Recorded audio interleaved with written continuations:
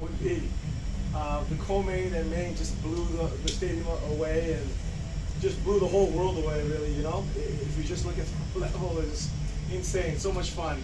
You know, one thing I realized, we're definitely going to do more special rules super fights, definitely, because it's just so interesting, you know? So I think you're going to see more of those in the future. If we see more of those, who might be involved? You know what, I literally just said to Matt Hume, I said, bro, get a creative session together, let's all do it, let's pick our brains, anybody in the roster, any crazy ideas, any wacky things we can do that'll just like literally give the fans something, you know, special treat that no one else can do in the world. So yeah, we're going to put our heads together next week. So safe to say, after the small amount of criticism that fight received, do you feel like you proved the doubters wrong with the Definitely. I mean, you saw the stadium go nuts. You know, our viewership nuts, social media went nuts. It just, you know, it was it was crazy. It was great. Yeah. Is Ham's show here? The next show Angela Leader. Yeah, because she won. She beat Denise. Yeah, so she should get it. Were you happy with the performance? It wasn't maybe the most exciting fight. No, I didn't think it was particularly good performance, and yeah, but you know, people may have off days or good days, bad days. So I don't know, but obviously, Sityodtong Ham is a legend in the sport, and very well-rounded skill set. But you know, in my opinion, if she fought the way she did tonight against Angela, the way Angela fought tonight, it wouldn't be a close fight, right? Did you panic a little bit, or not panic, but did you think Angela might lose after that body shot? And she seemed to crumble a little bit, like she's going to get strong and hard and that. Yeah, I mean, I think we all thought, right? I mean, you thought she was going to crumble because that liver shot. I don't know if you saw the slow mo. That liver shot was literally textbook, you know. So it was yeah, crazy. I mean, I actually thought Stan was going to win the fight. I had Angela as the underdog, you know. Cage side, everyone was talking, hey, you know, right before the fight, and I said, you know, I don't know, you know, there's a big question mark on Angela. She's been out for a while.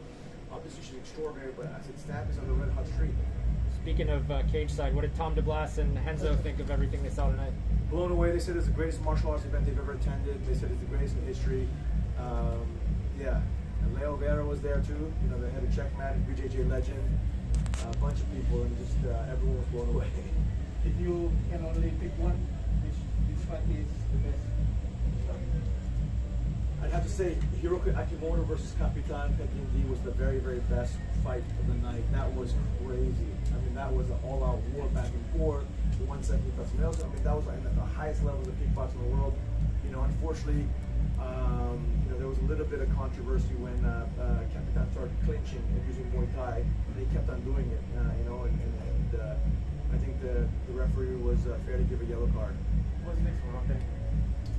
Muay Thai, I think will continue, guys. Muay Thai, kickboxing thing. I think he told me he was crying. He met with me afterwards and he was crying, and he said he wants to give me a run. I said, bro, just take your time. You know, one lane at a time, and I'm sure you'll be able to achieve your dreams. But I said, look, DJ is the GOAT, and DJ's in his prime. It's not like DJ slowed down and beat.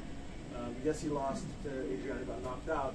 But if you look at DJ's body of work over his career, you look at his skill set today, you look at, he's in his prime. He's in his prime. Do you think people were overlooking DJ? No, I actually had the fight go exactly right. I thought DJ was going to submit Rotang in a second. I thought DJ would be too crafty.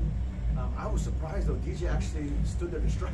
Yeah. Like he was not. You know, he could have run away, run around, but he was there to strike. You know. Yeah, he was landing. You know, he was trying. So, and I don't know if you saw the reaction. Like when DJ entered the cage, when he enters the cage, normally he's very calm and relaxed. This time you could see he was scared. You could actually see DJ was nervous. You could see his face, and Rotang was very relaxed. You know, so that's why I thought, wow, this is not going to end well. You know, at first, you know. Terry, if I may just say, I've been covering one championship since 2014 all around Asia, and I want to congratulate you this event. I think this is the best that I've covered yet so far. On the start of the event, you were giving up bonuses left, right, and center. 3 fights in, a few bonuses were already awarded to these awesome fighters. Did you anticipate or did you imagine that it would be this action-packed, it would be this successful? That it's almost every fight that a lot of fighters actually took the 50,000. Yeah.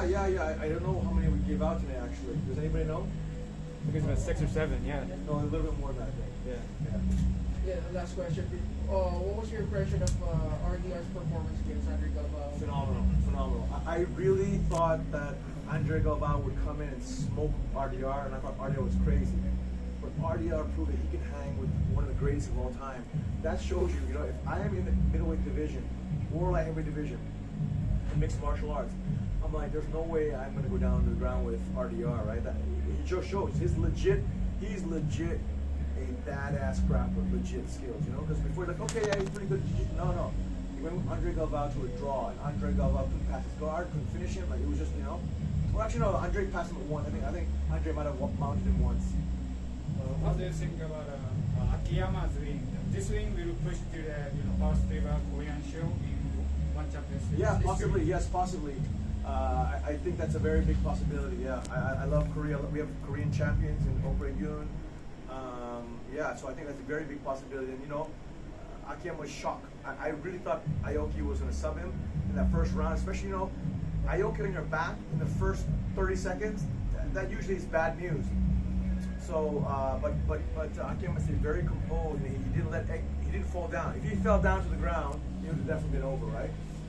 So he was very relaxed and composed, and that you could see in the second round that Aoki's face, he lost a little confidence. You saw it, you know.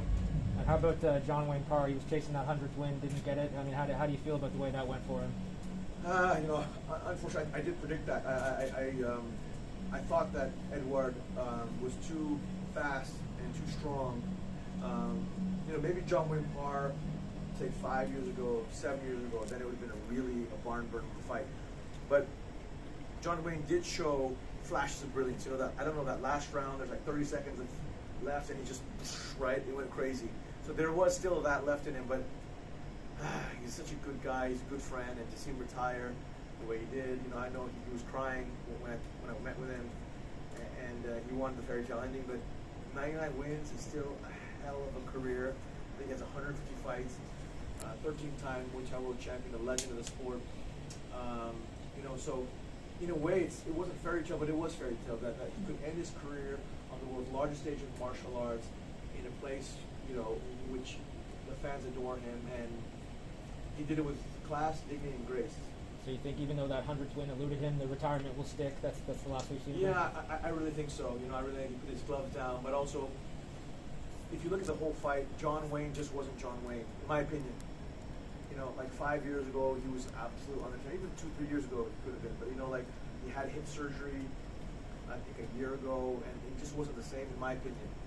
Anything planned for Gordon Ryan? Gordon Ryan, yeah, he's going to make his debut later this year in submission grappling. So he had spoke last week, so let's see what happens. DJ. Just a quick one with the Goliath fight. He called out Sage Northcutt after that for a Wushu versus karate match. Yeah, I like that. I like that idea. You know, an all striking war, kind of a a super serious rule set or something. We'll forget the rule set, but yes, I think that makes a phenomenal thing. Yeah, I mean, Sage was supposed to fight Edward. I mean, we offered Edward to Sage originally for this for 1X. DJ mentioned something in his post-fight interview, a summer comeback. Can you provide any information about what he was talking about there? Yeah, we're going to announce our U.S. broadcast deal in mid-April. We're going to announce a very big, it's going to be U.S. prime time on a regular schedule for a multi-year deal. First time in the history of one that we'll be, on a multi-year, on a regular prime time schedule on a major broadcast in the U.S. And so, yeah, DJ will obviously feature. So I think that's what he's talking about. So Tam Kai will challenge to the Town Lee? Yeah, I think it makes sense. What do you guys think? I mean, Sure. yeah, he dominated, right? He was crazy. He is an incredible, I think, KO ratio, like almost 80-90% KO ratio, right? Yeah, and Ton was somewhere in the building tonight, I assume. He's Yeah, in Singapore. he was sitting there, yeah. There's some rumors that Francis Ngannou might be considering free agency. Any thoughts on that? I like Francis, but I think our heavyweights would smoke him. He's just not a complete fighter. Really? Yeah, if you look, for sure. I mean, if you ask any expert martial arts, you look at Anatoly Malyukin, for example, Russian pedigree wrestler, national wrestler, dynamite in his hands, much faster than Francis, much better ground game, black belt level. He was also submission champion in Europe. You look at Arjun Bular, wrestling with boxing. Francis is not very impressive on the ground. He's got big punches, but big looping punches. He's not as technical of a boxer as Anatoly or even Arjun. So And we have a few other signings in the heavyweight division that we haven't announced yet that are just killers. So I think this is a year, the last several months, especially the year that we have truly arrived in terms of our World Heavyweight Championship division being, neck and neck with the UFCs. What's going to happen with the belt? Because maybe Malik can't fight in Singapore. So, I mean, I had Dorita here saying he'd love to slide in and go for that third title. Would we do that? No, because we have events planned for outside of Singapore. So we just haven't announced it yet. Yeah. How about Danielle Kelly? She made quite a splash there. Got a bonus earlier. Yeah, she did. Unfortunately, this is the thing about grappling. Like, if you get two people who want to finish, you get a phenomenal match. If you get one person who wants to finish and one person who wants to stall, then so that's what happened. Unfortunately, I was expecting May to come in to try to finish, but she was defensive the whole match, even in the closed guard, totally defensive, not trying to open the guard and pass, nothing, just defense. So I was very disappointed. But again, like these things happen. I love May. May's been a big important part of one. I'm sure we'll see her back in action, but she didn't give her most impressive performance. But again, May is an MMA fighter, not a submission grappler. So she did her best. I thought it'd be more exciting. Chatri, last one is from me. Speaking of fights or events outside of Singapore, any chance you're coming back to Manila in terms of restrictions? Already? Yes. Keeping some of the cities we'd like to go back this year: Bangkok, Manila, Tokyo. A few, Seoul for the first time. So there's a few. We have our eyes on. Do you have any indication of how the pay-per-view is trending or anything like that? I just saw. We're going to hit record high revenues for a single event for the history of one. So I'm really excited. We're pumped. The numbers are coming in, but we are super happy for that way. And what did it feel like just having that audience there? I mean, I was walking back and forth and just looking around, and it was magical, to see. Again, it's even with COVID limited capacity, the stadium still looked amazing, right? There's obviously limitations that the Singapore government had requested just because to keep things COVID safe, not relax too much. But you saw the energy. The energy was electrifying. Especially like 6 p.m. onwards, that's when the energy just skyrocketed. 10 years down, looking ahead to the next 10 years, what are the goals, and are there any mistakes you're hoping to kind of avoid in the next decade that you've made perhaps in the past decade? Man, I have a million mistakes. I screw up every day as a CEO. I can tell you this, man. Like, I make mistakes. I fail a lot. But for me, I'm so grateful to my team. I'm so grateful to our athletes. I'm so grateful to our fans. And without all of them, we would not be here. I would not be here. So the credit really goes to my team. The credit goes to our athletes. And the credit goes to the fans for making one the largest martial arts organization in the world. And it is only day one for us. It is the very beginning. I can feel the momentum in the business. Like I said, we hit all-time record high in revenues, in viewership, in valuation. We hit $1.4 billion valuation in 2021. Balance sheet size, everything, investments, all that. You can name any metric that any CEO looks at. We hit record highs for 2021, and we're just beginning. So I think that we set the stage for a phenomenal 2022. Some big news is coming out, right? I'll be making an announcement next couple weeks about our U.S. Broadcast deal, and I have to read the contract and eventually sign it. But it's at that point where I have to go review it now. What's on Amir Khan's fight? Who? Amir Khan. I thought Amir Khan lost the fight, to be honest. I thought that Takahashi did enough to win. Maybe it was the hometown crowd that got into it, but I thought Diogo did more damage, had the more effective strikes. I was super impressed by Amir's warrior spirit, and I'm a good friend of Amir's. I really like him, but I did not think he won the fight. I thought he lost the fight. All right. Thanks, everyone. Thank you, everybody. Thank you.